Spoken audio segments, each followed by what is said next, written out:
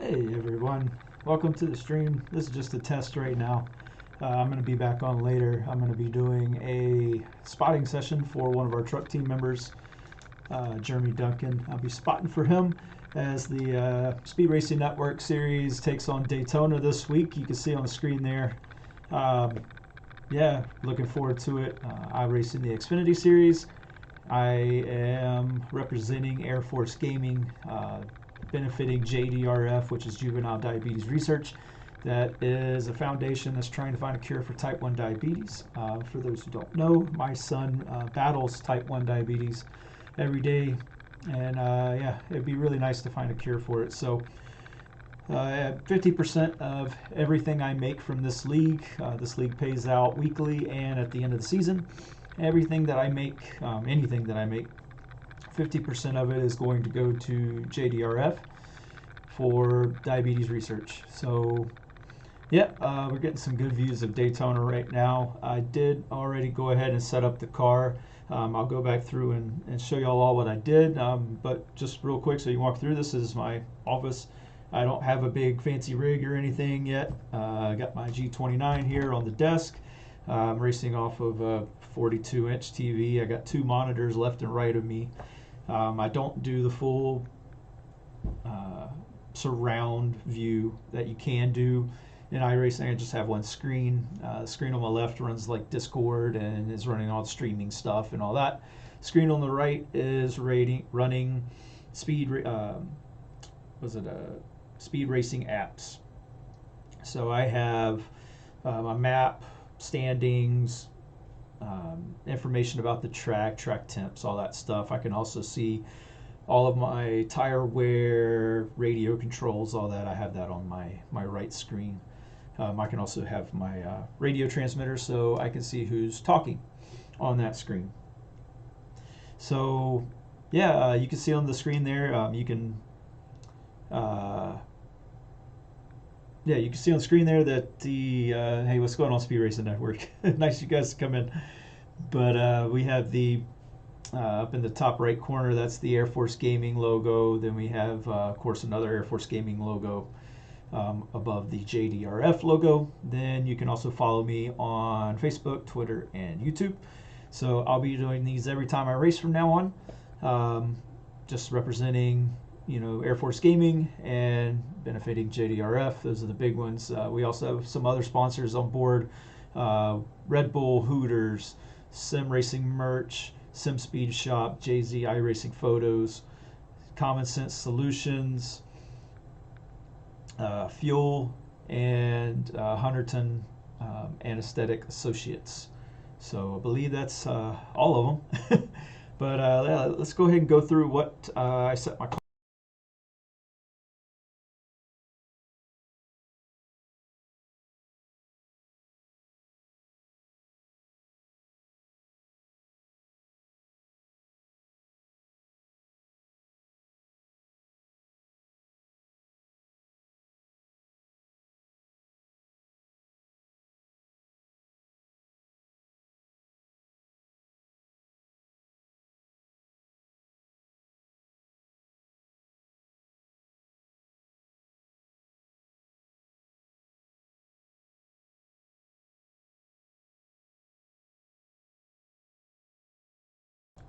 Oh, there we go. Okay, for some reason I messed. Okay, so now we got sound back. Okay, so steering ratio 16 to 1. Again, you can see at the bottom of the screen, I put that up there so you guys see what it does. But basically, I run 16 to 1 so I don't burn out my right front tire. We do, oval racing primarily, so the right front tire takes a lot of load. Don't want to burn it out. As soon as you burn it out, you got no more speed. So I run 16 to 1. I think that's the best ratio to protect that right front as best possible. Steering offset, that's all a personal preference. I'll go ahead and scroll over it so you can read what it does. So it's just an offset of the wheel. I have it at plus 12. The more positive it is, the more the car wants to pull to the left naturally.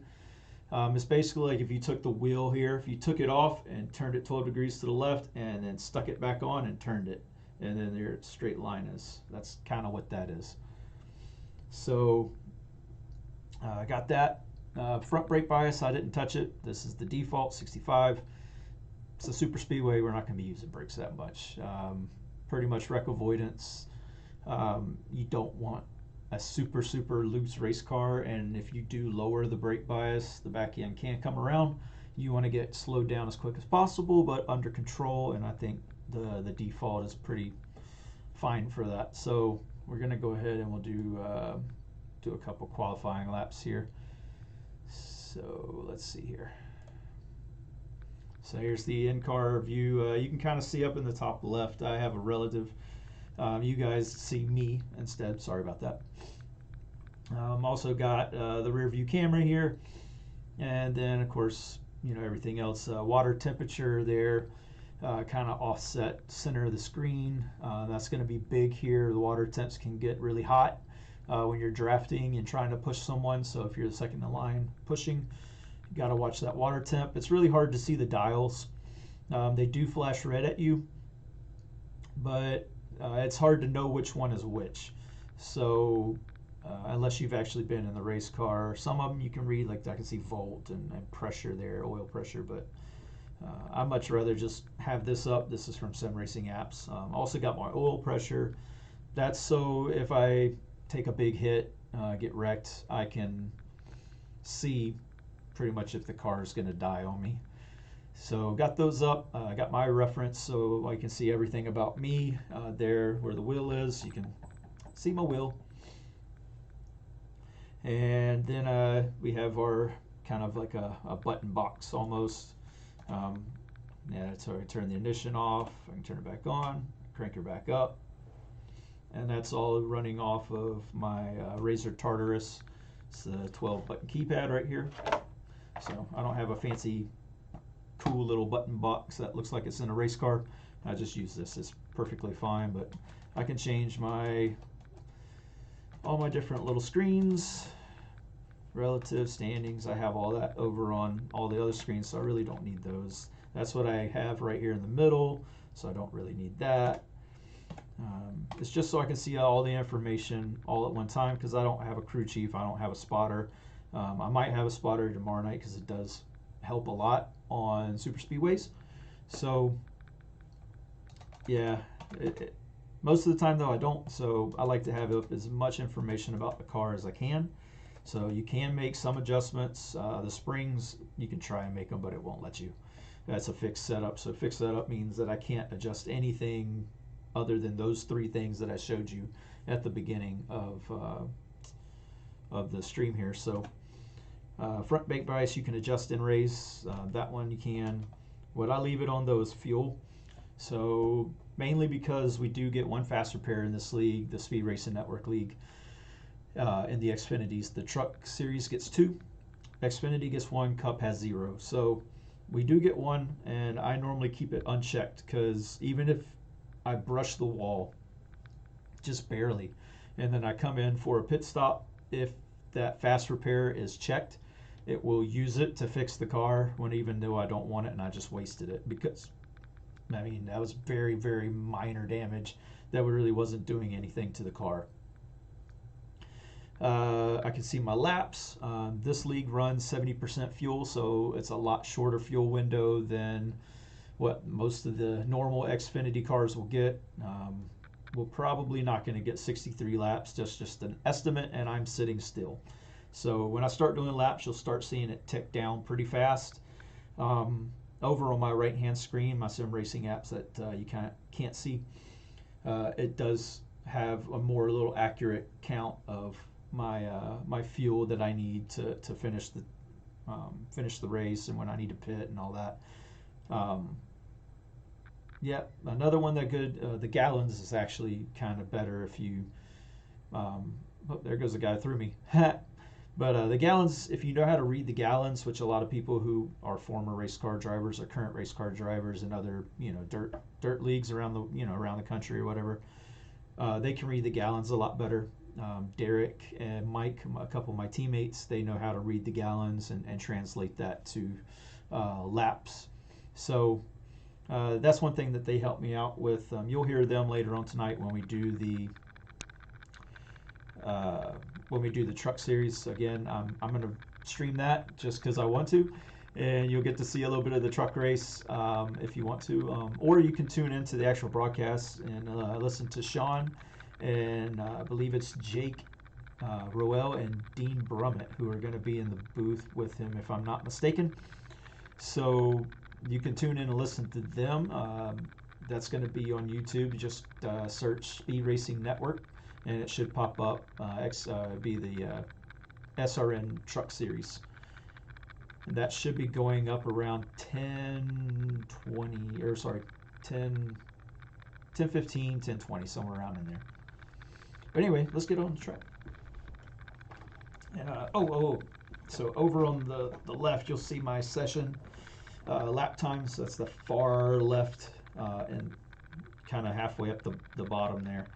So you'll see the verse session optimal lap. That's what the OPT stands for, is optimal. So basically, as I keep setting laps, if you'll see numbers pop up, kind of where that press and hold escape is blinking right now. That's basically just saying that I ran a really good sector, and if I run that sector compared with all the other great sectors, if basically I run a perfect lap, then that would be my optimal time. So I just always try to beat that optimal and beat myself and see what others are running and then beat them. So that's what I'm trying to do. The far bottom left on the screen is, you can see the wheel position, brake, clutch, and there's like a little black looking bar right now that's to the right of the red brake. That's going to be green in a second. That's my gas. And then you can also see the gears and my miles per hour. So we'll go ahead and get on the track.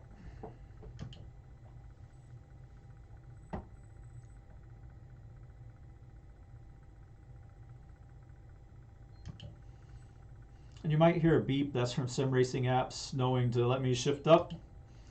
I don't really mind the beep. I can tell by the revs on the car, but it just comes with it. I don't know how to turn it off, and I don't want to bother with it and turn it off and lose my pit call out, because I do like having the pit countdown so it can get me into the box.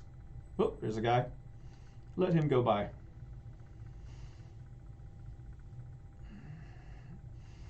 So Daytona. So you may notice I'm going to run up here on the top line.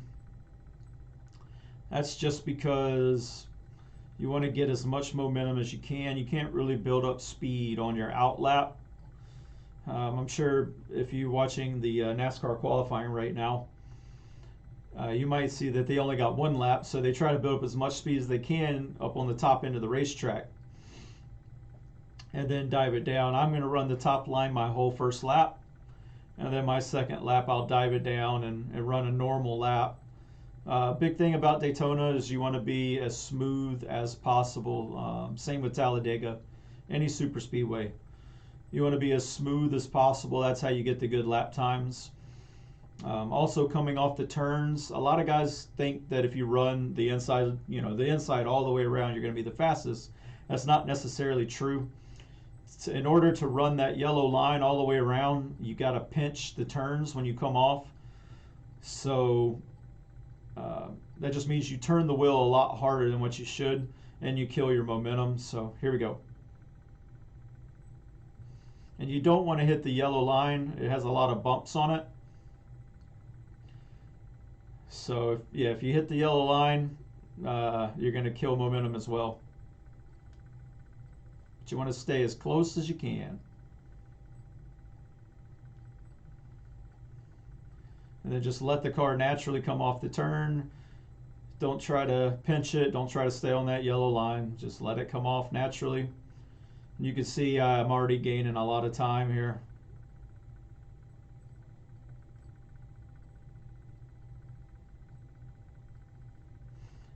I do think I'm catching his guy's draft, so this time is going to be a little bit more than what it probably would be if I was by myself. I've kind of caught it in turn 3 there, so now you're going to see me get sucked right up to him. And yeah, now we're in a draft here.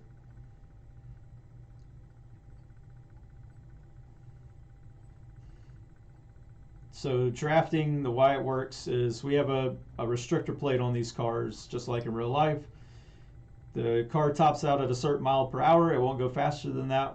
So what you do is the car in front of you punches a hole through the air, and then the cars behind it can go faster. So you see I sucked right up on the back of him. I'm just going to push him right now, and I'll show you about these attempts. You can see him climb a little bit. You can see him climb up. So when you're the guy in the front, you want to keep the car as steady and as possible. The guy behind, you don't want to push through the turns too much. You do want to get as close as you can off the back and then just put it in a pocket bubble where I'm at right now, where I'm not getting any closer to him. Basically, there's a bubble right between our cars, and I'm just pushing him with that bubble all the way down the back. And that's where we get all our time. I could get a little closer than that, but I wasn't getting any there, and that just means that we had that nice bubble. So here I'll get really close.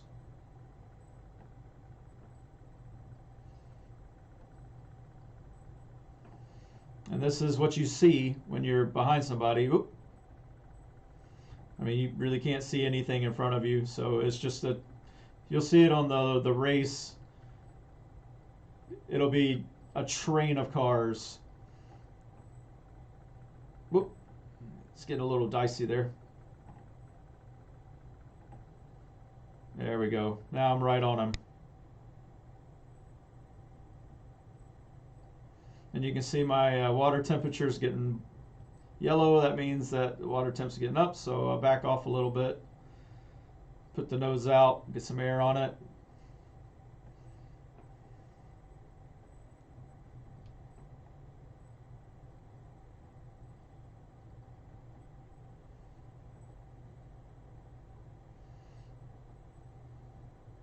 I'm actually going to try and bump draft him down the back, so I'm going to get a good run right here. So I pull up to put that fresh air on the nose, and it sucks me right up to him. So I got a little squirrely coming off. That was my fault.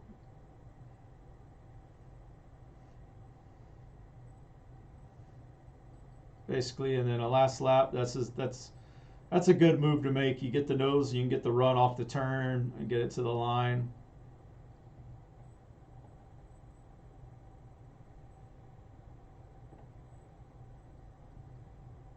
So right there, I got about as close as I can without hitting him. He's going to let me go now. So now I'm going to get into the front, and you can kind of see how that works.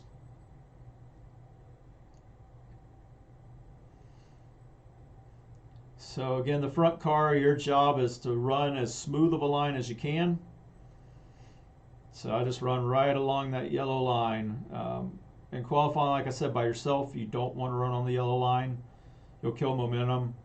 But when you're in a draft, you want to be predictable. You want the guy behind you to know what you're doing, so you can keep up momentum and prevent, the outside line from getting a good run on you. So it's, even though you kill a little bit of momentum, you're going to make it up with the draft. So it works to just ride that yellow line all the way around on the inside. Just let that guy behind you know that you're not going to dance around the track. Whoops, I got a little high there. That you're not going to dance around the track. He can know exactly where you're going to be and give you a good push.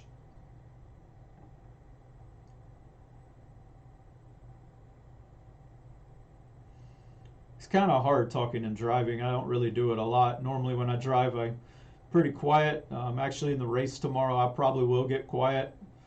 You'll hear me talking to my teammates and to my spotter, but if I have one. But yeah, most of the time I'm pretty quiet, really focused. I'm not a really aggressive driver either. I'm pretty... Oh, he's giving me a good push there. I could feel the back end getting a little squirrely.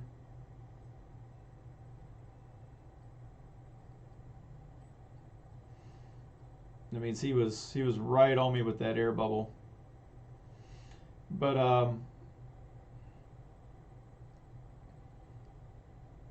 yeah, normally I'm not that aggressive. I'm really conservative, and I like to run my own race. So yeah, normally I just don't talk. I focus on what I'm doing. There's a lot of race car drivers who are that way. You know, we'll talk during cautions and stuff like that, or maybe pit strategy will come up. But for the most part, I'm not talking during the race. But I'm going to try to, just so I can keep everybody informed, which you'll probably hear.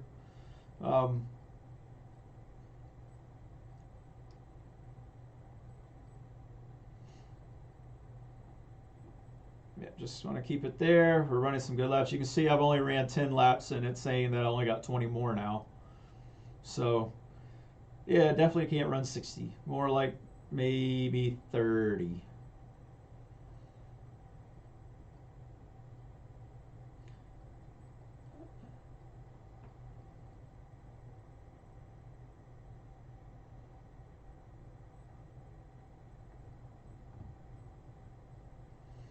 And again, super speedways, you don't use a lot of tire. You would hear it if we were on like a mile and a half or a road course. When I was turning in the turns, you'll hear the tires squilling, and that means that I'm wearing out the tires. You're going to have squill no matter what. What you want to do is to kind of not have fluctuations in that squeal. You want it to be kind of steady and kind of mundane. That means that you're using the tire for what it has every turn, and as long as you can stay fast like that, you're going to be good. But this week, super speedway, no tires to worry about. Probably only have to take one set of tires in this race, unless I just want to play a certain strategy or something, then I would do something different. But more than likely, you're only going to want to take one set of tires, even though it's a 60 lap race. So yeah, you probably take one set and fuel. Oh, and you see, you got me a little bump there. Race control says I had a car contact. That's a 0x. It's just bump drafting. That just let me know. And I felt it a little bit on the steering wheel. It kind of turned to the right just a tad. Oop, he got the apron there.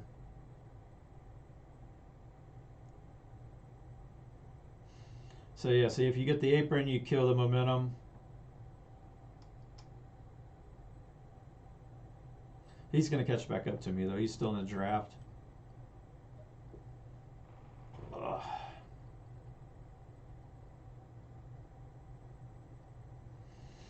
But yeah, I'm not going to do this too long. I mean, super speedways are kind of easy. Foot to the floor. All you got to do is worry about who's around you, who's behind you, who's in front of you, and making sure that you're doing your job. You'll see our team strategy tomorrow night. I'm actually wearing our shirt right now. I'll show you guys that in a second here. But yeah, Eric's doing a really good job pushing me. So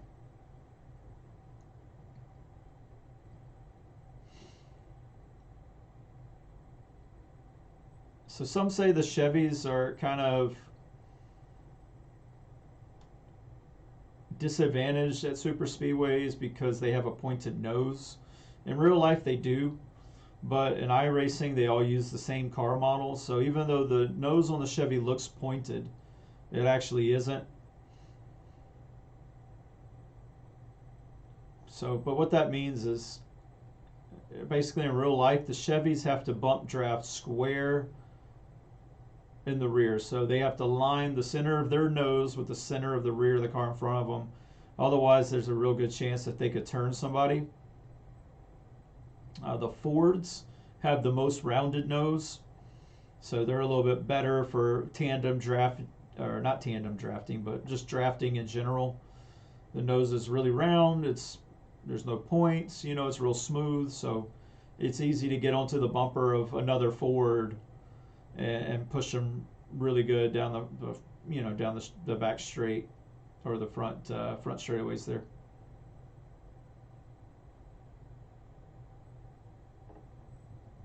Oop, got the apron.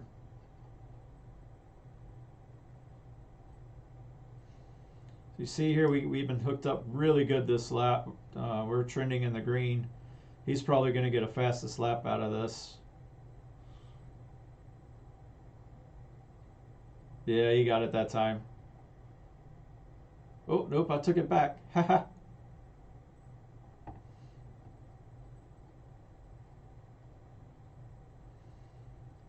So just two of us out here. You see, if we get more cars in this train, we're going to go even faster. The more cars you have, the faster you're going to go.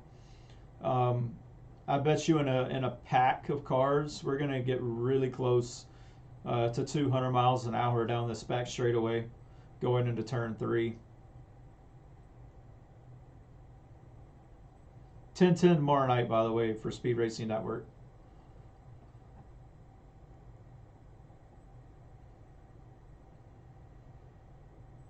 Or tonight, sorry, 1010 tonight. You can see Speed Racing Network saying that I'm going to be racing in the comments there on YouTube. That I'm going to be racing tomorrow night. The broadcast starts at 9:40. We're picking on Jason Tripp. I love it. And you can see there Speed Racing Network again with a comment saying that they call me the silent killer. You don't know he's there until he's already passed you. That kind of came from last season.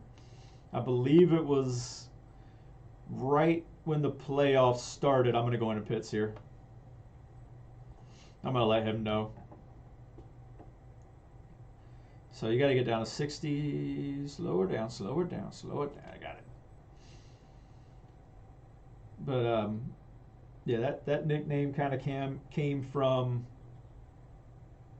I believe it was Michigan last year.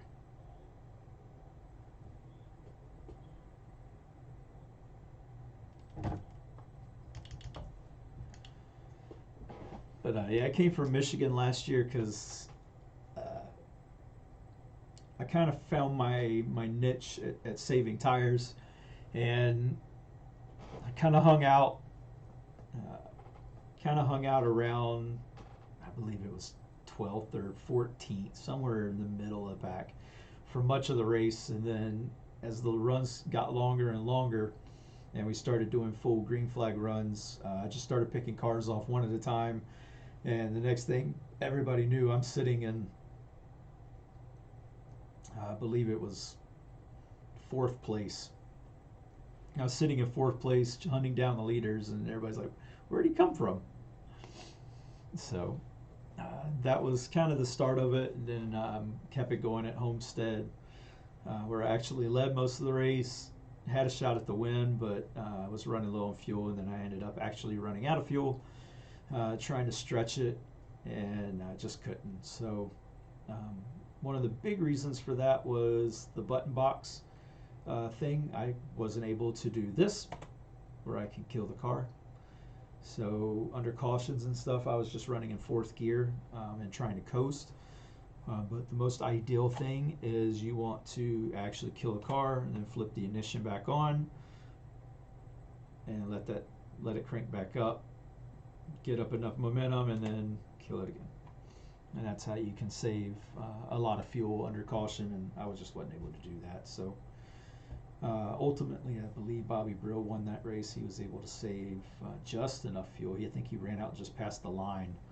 So I actually ran out on the back stretch of the last lap and fell from 2nd to, I believe it was 12th. So, but anyway, yeah, I'll let y'all see the car here. And we'll let you see a couple laps. Go back here.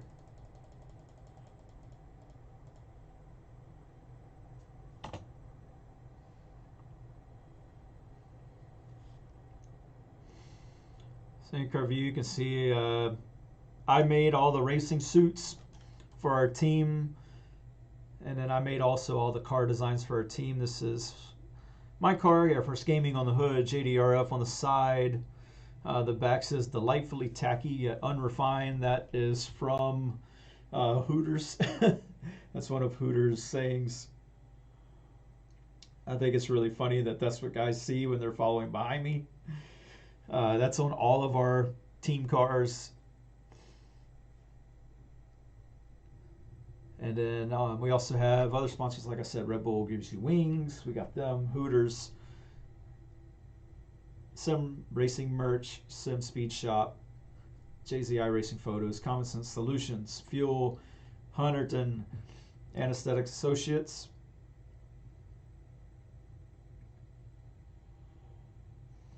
And you get some good views here. It's on a mixed camera, so you get a bunch of different angles of all the cars.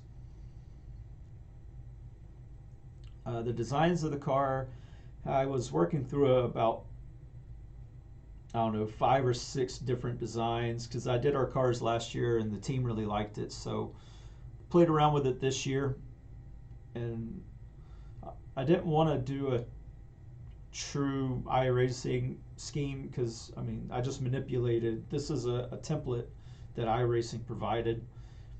The side of the car, not the hood and the roof. So I manipulated it and did the hood and the roof different color than what the template did, just to make it my own, make it different. And the guys really liked the wave design there on the side of the car, and also from the front with those two little, the way they kind of curve in there right in front of the front wheels. It looks kind of menacing, and I really like it. We are going to change it up for the playoffs. We do have a couple other cars in production that I have designed, and these are more personalized cars that I've done by hand. I use GIMP for that. I don't have Adobe Pro or anything like that, so I use GIMP. But I've gotten pretty good with it. You can see kind of some designs. I'll get it closer here on a different car angle. You can get a good look here. Let's do left front. So let's do this.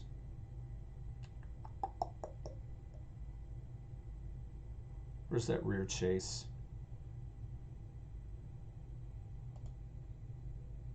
Oh, there you go. And then I can spin the car around for you there.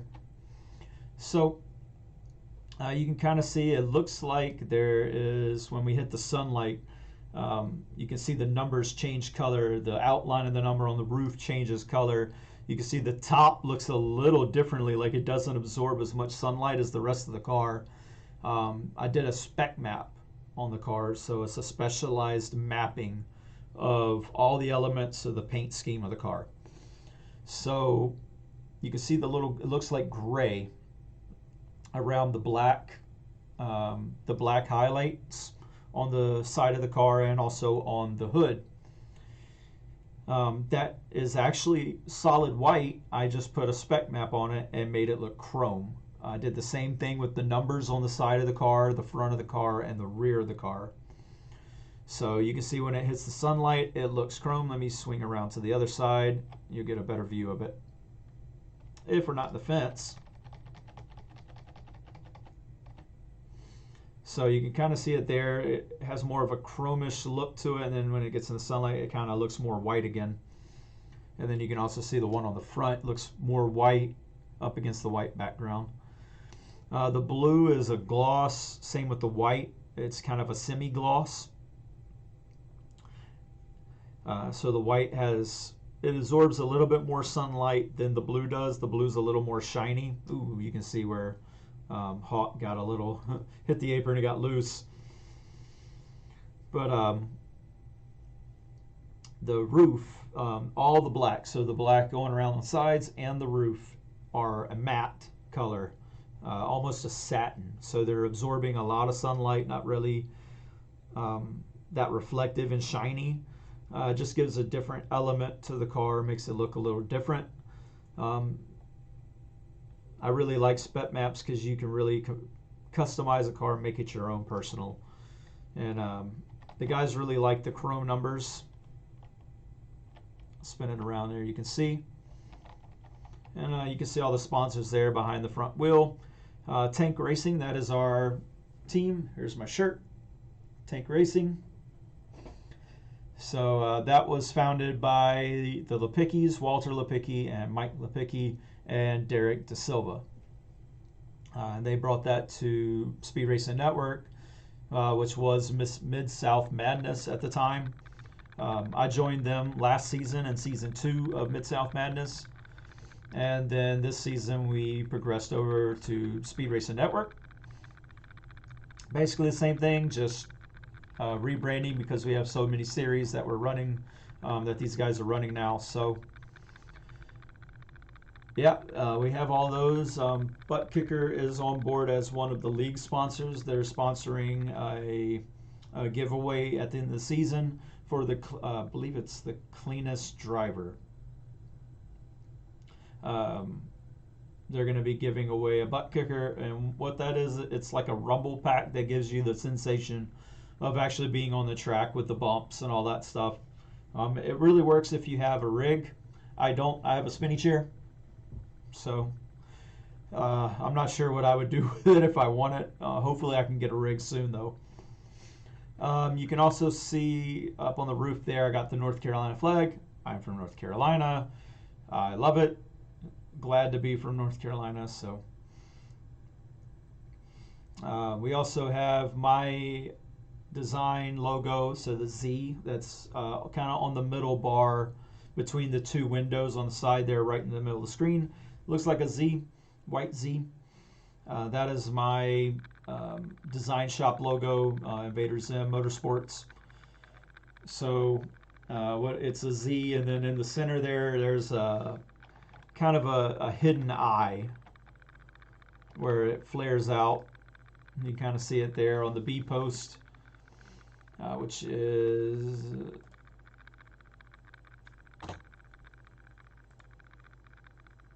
right there. So there's like the eye. And then also on the back of the car, another Tank Racing logo. We got Tank Racing on the hood. I did put a couple more diabetes logos. Hope for a Cure. I have named this season's car Hope. Let me get you out of the fence here. I've named this season's car Hope, mainly because it's a good name and it's what I'm kind of going for here. For juvenile diabetes research and curing type 1 diabetes is hope for a cure. So this car's name is Hope. I do have Fight on the side with the diabetes ribbon. My son fights it every day. You know, even though we don't have it, we're right there with him, making sure he gets his insulin. He's only 5 years old, so we're still right there with him every step of the way. And we will be for the rest of his, for as long as we're here with him, we're gonna endure this fight with him. So I got all that, and I figured that was appropriate to put on the rear bumper there, because it kind of has a double meaning. I'm fighting for a championship here. I finished 4th in the championship last year, made the championship race, had a shot at it. You can see my pit crew at work and the pit, all the pit design or race suit designs that I did. And all our team has a similar design. So you can see it there. They look pretty slick, don't they? Yeah, I think they do. Yeah. But yeah, so it kind of has the double meaning with fight, where I'm fighting for the championship. I had a shot at it last year. Tried to make an aggressive move and it backfired and I got wrecked. Had a shot at first, finished 4th. So it is what it is. Those things happen. I went all in and it backfired. So this season, though, hoping for a new outcome. Actually, our team at the moment is in the lead of the championship by 30 points.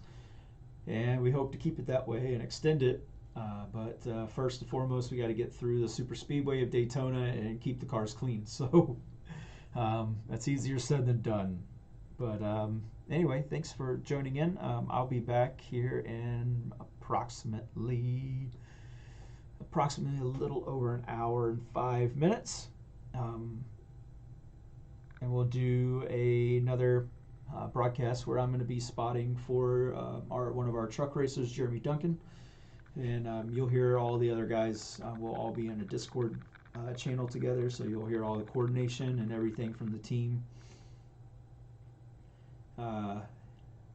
Yeah, I mean, thanks for joining in, and yeah, see you guys in a little bit.